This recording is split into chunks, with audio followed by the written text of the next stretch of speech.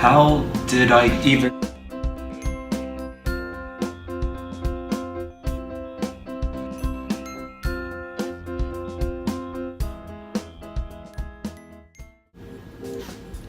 Hi, my name is Paul Tran and this is Paul Tran, Baker Man. In today's technical video, we're going to talk about butter.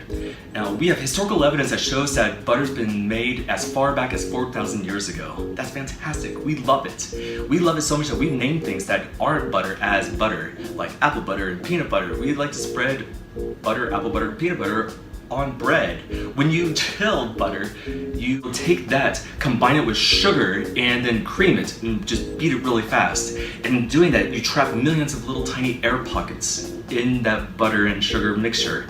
And that's part of what helps make cakes rise. It helps cookies get wonderfully crispy and puff pastry beautifully puffy. Muffins get crumbly and biscuits get flaky. It's important. So when we eat it, there's a creaminess and beautiful silkiness that is fatty and coats our mouths without being greasy. The coating's important because the flavors dissolve into the fats and they're carried into our taste buds in order to recognize those flavors like vanilla and other spices. Our taste and smell work together to send a message to our brain that this is good stuff. It starts with milk. When milk sits out, fat floats to the surface and creates a layer of cream. 5 to 10% of the milk is made up of protein and fat globules, whereas cream is made up of 15 to 20%. So next time you're around the office coffee machine, you can relay that fun fact. That fact. Shakes up all the little bits and molecules of fat together. They reposition and start clumping together, and those clumps clump with other clumps, and we get butter. That fact. There's liquid that is left over, and that is buttermilk. You could do this at home with any sealable container, such as a plastic bag or jar, and you put in some cream, like from the grocery store, cream or heavy whipping cream, not the vanilla coffee stuff. And somewhere between 5 to 20 minutes later, you'll have butter. You can make it with a hand mixer, a food processor, or a stand mixer, or by hand, like I'm doing now. The other ways go a lot faster than what I'm doing right now. You might be saying like, yeah, I've used my mixer to beat cream into whipped cream, and right.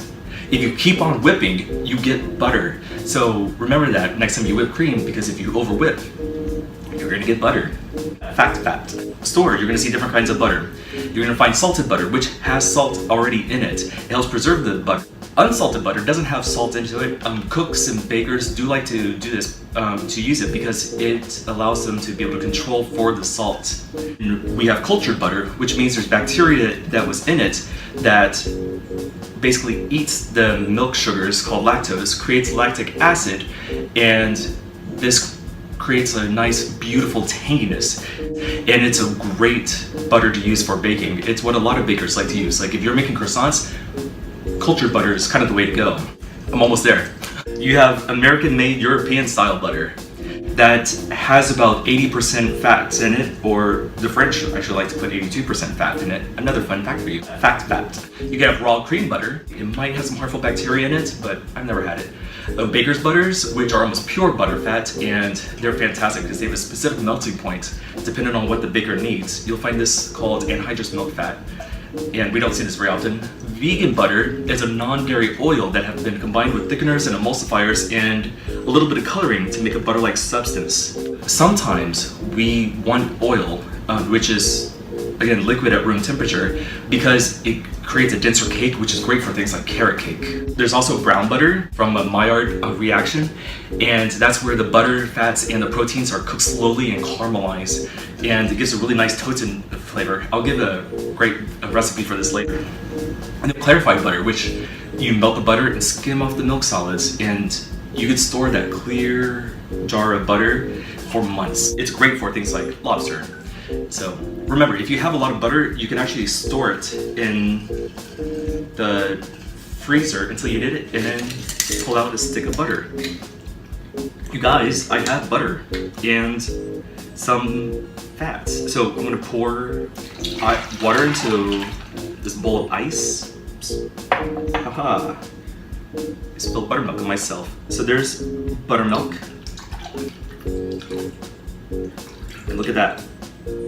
butter right here. So, you know, when butter gets hot, it tends to melt. So that's why I'm putting it into an ice water bath so it gets solidified a little bit. I'm gonna squeeze out some of this buttermilk. Just rinsing it, and voila, butter.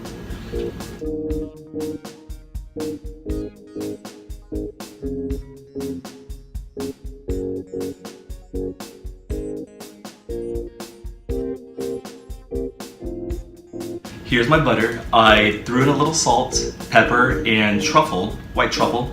I'm just gonna stir it around a little bit. This was cream, but just a few minutes ago. Smear it on a slice of bread, a little baguette.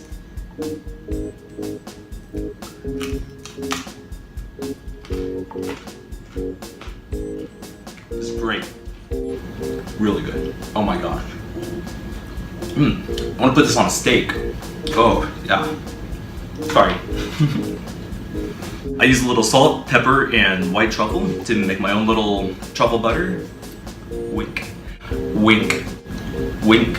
There's going to be more to come just to be able to describe food and how to make food better.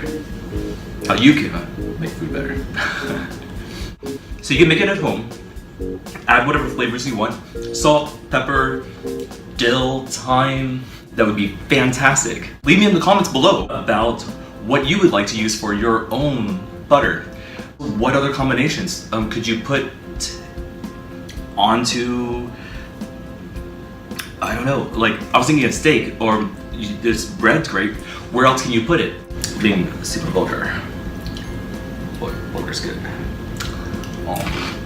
So let me know in the comments. Please give me a like, a thumbs up, and please subscribe. Yeah, that's really good.